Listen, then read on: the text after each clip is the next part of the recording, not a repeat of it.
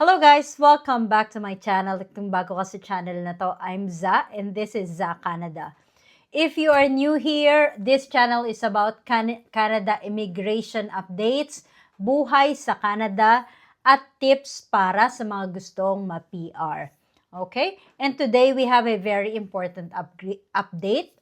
It has been released a few weeks ago or a few months ago. And what are the preferred occupational categories for express entry in 2026?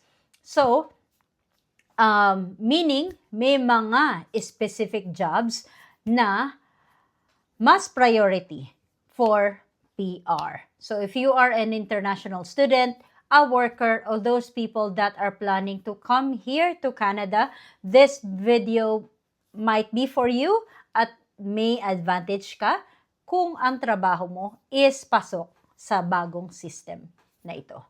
Panoorin hanggang dulo.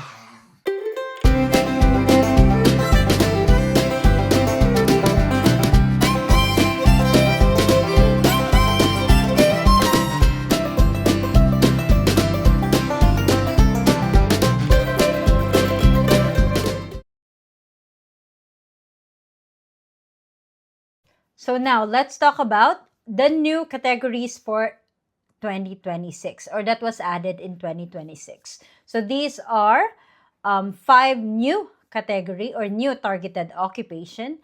The first one is the medical doctors with Canadian experience. So Canada is prioritizing physicians who already have a Canadian work experience. This includes family doctors.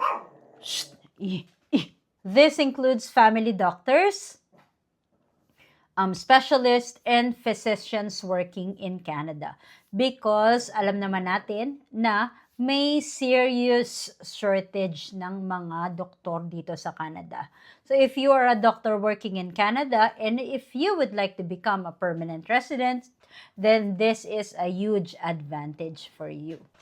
So the next one na na-add dyan sa Express Entry 2026 is researchers with Canadian experience.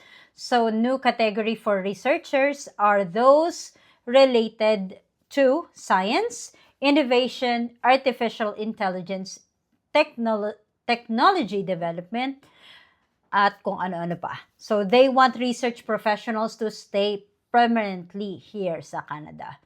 So the next one that they added are senior managers with Canadian experience. So kung mapapansin nyo, lahat is dapat may Canadian work experience.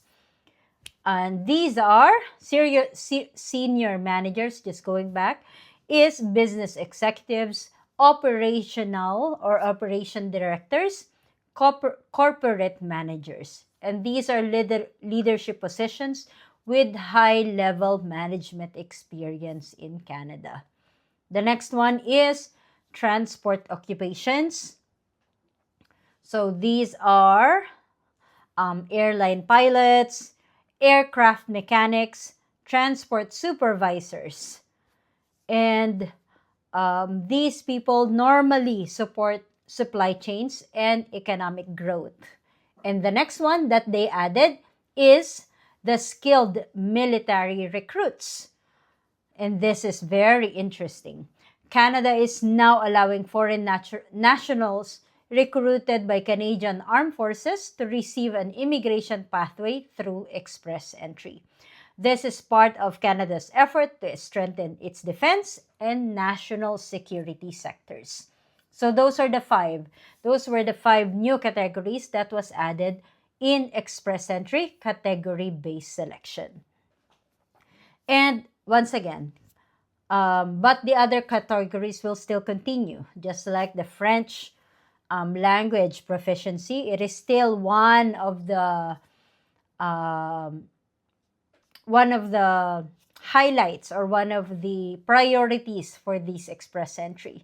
So kung matatandaan natin, from 2025 to 2027, pataas ng pataas yung quota na inilalagay nila for those people who have strong French skills or at least CLB 7 for all categories, like, or for all skills, like yung reading, listening, speaking, and writing. So, CLB 7 yan. So, if you have the skills in French, and if you have a valid TEF or TCF, then you might qualify. So, Canada wants to grow Francophone communities outside Quebec. And meron pa ring healthcare and social services. Alam naman natin that these are nurses, pharmacists, psychologists, healthcare workers. There's still STEM occupation, so kasali pa rin siya sa category-based selection, which includes engineers, IT professionals, and cybersecurity personnels or specialists, trades, electrician, carpenters, plumbers, skilled trades, okay? Education occupations, just like teachers and early childhood educators. So, kasali pa rin sila. May 5 lang na nagdagdag, kagaya nga na sinabi ko kanina. And there is also one important eligibility change for 2026. Before, applicants only need at least 6 months work experience in order to qualify for those occupation. Ngayon, kailangan may 12 month of experience to qualify. And just an FYI, I read in one of the groups na may mga na-draw pala nitong last category-based selection sa healthcare sa healthcare category na may less than 6 months work experience or 6 months or less experience. Tapos, I'm sorry, let me do it again. IRCC conducted a healthcare category-based draw.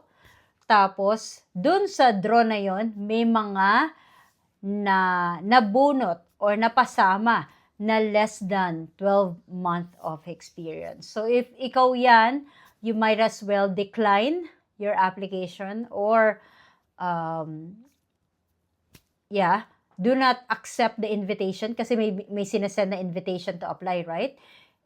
If you don't have that 12 month of experience yet, then you don't have to accept the invitation. So wait for another healthcare draw kapag meron ka ng worth of 12 month experience. Okay? So what this means for immigrants, ano nga ba talagang ibig sabihin nito para sa ating mga immigrants? Canada is becoming more targeted. Instead of inviting everyone with high CRS, Canada is inviting people with skills they really need. So those people that are skilled workers. Okay? Hindi na lang basta-basta nag-hire si Canada ng mga low-skilled worker. Work experience matters more. Work experience matters more. So, mas madami ang work experience mo, mas maganda. Especially Canadian experience. Strategy is now important.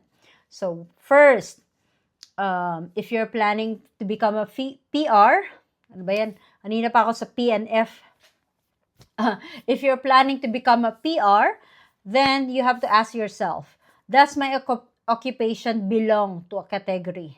Na ano ba siya? Belong ba siya dun sa mga skilled or category-based selection? Next, can I gain experience in the priority sector? Makakakuha ka ba na experience dito sa mga priority section ng mga nasabi nga? And should I learn French? Should you consider taking classes for French para ma-improve yung language mo sa French nga. So this can significantly improve your chances. Okay? So that should be it for now. So guys, those are the express entry preferred occupational categories for 2026. And the big question right now is your job included? Kasama ba dyan yung job na pinanghahawakan mo or na may experience ka ngayon dito sa Canada or sa labas ng bansa? So comment below what is your occupation and if you are already here in Canada. Okay, thank you so much for watching.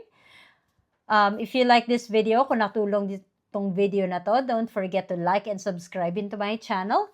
At laging tatandaan, hindi kailangan maraming pera, basta may peace of mind. Thank you for watching. Until next time. Bye-bye.